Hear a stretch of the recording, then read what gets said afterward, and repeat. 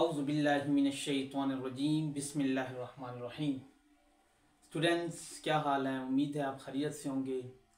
अच्छा बेटा, आज हम लोग पास परफेक्ट टेंस को डिस्कस करेंगे। लास्ट टाइम हम लोगों ने पास कंटिन्यूअस टेंस डिस्कस किया था।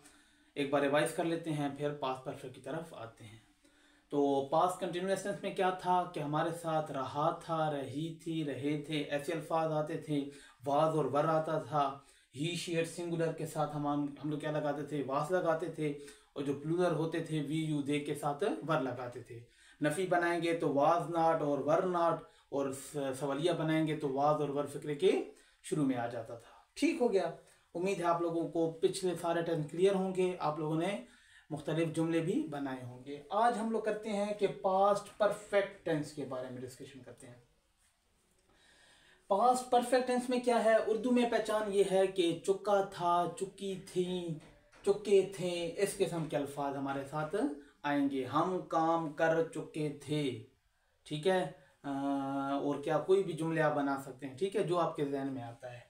बस एंड में चुका था, चुके थे, इस किस्म के अल्फाज आपके साथ आए। ठीक हो गया।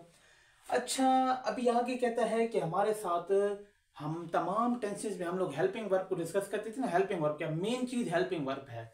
तो पास्ट परफेक्ट टेंस में हमारे साथ हेल्पिंग वर्ब जो है वो हैड यूज होती है। भले वो ही शी सिंगुलर हो या यू वी दे हो, कुछ भी हो, बस एक ही हेल्पिंग वर्ब यूज होती है जो कि क्या है? हैड यूज होती है। प्रेजेंट परफेक्ट में हैज हैव होता था, लेकिन पास्ट परफेक्ट में क्या है? सिर्फ हैड यूज होता है। तो ये ध्यान में रख लें। हैज, हैव, हैड, इनके साथ हमेशा वर्ब की कौन सी फॉर्म आएगी? तीसरी फॉर्म आएगी। वर्ब की कौन सी फॉर्म आएगी? तीसरी फॉर्म आएगी। तो क्या है कि हमारे साथ हेल्पिंग वर्ब है, यहाँ पे हैड यूज होगा। और इसका स्ट्रक्चर कैसे होगा? पहले सब्जेक्ट होगा, फिर हेल्पिंग वर्ब क्या यूज होगी? हैड यूज होगा।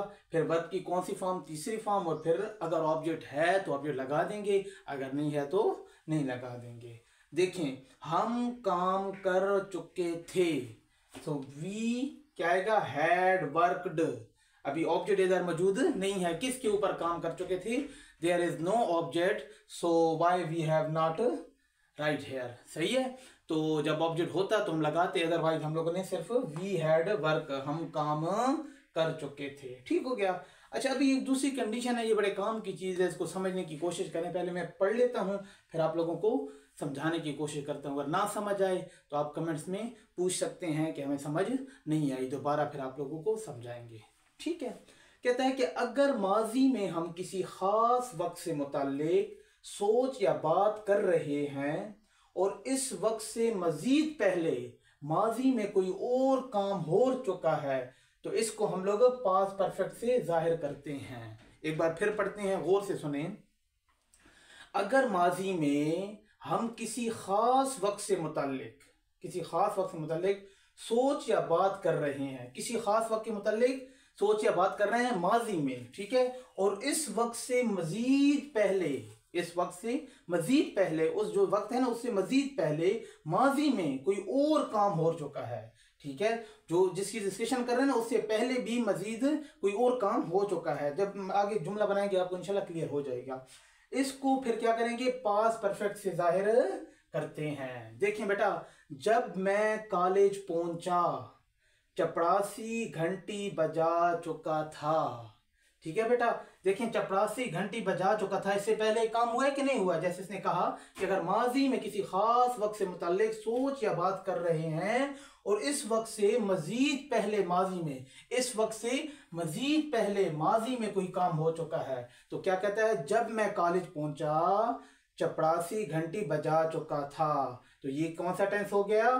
Past perfect tense. तो यही बात ऊपर जिक्र की गई है। तो ये देखें, जब मैं कॉलेज पहुंचा, ये कौन सा टेंस है? पास्ट इंडेफिनिट टेंस है। इसको पास्ट इंडेफिनिट से ट्रीट करेंगे। और चपरासी घंटी बजा चुका था, ये पास्ट परफेक्ट टेंस है। तो इसकी इंग्लिश कैसे बनेगी कि when I reach the college the PN had रंग अ बेल।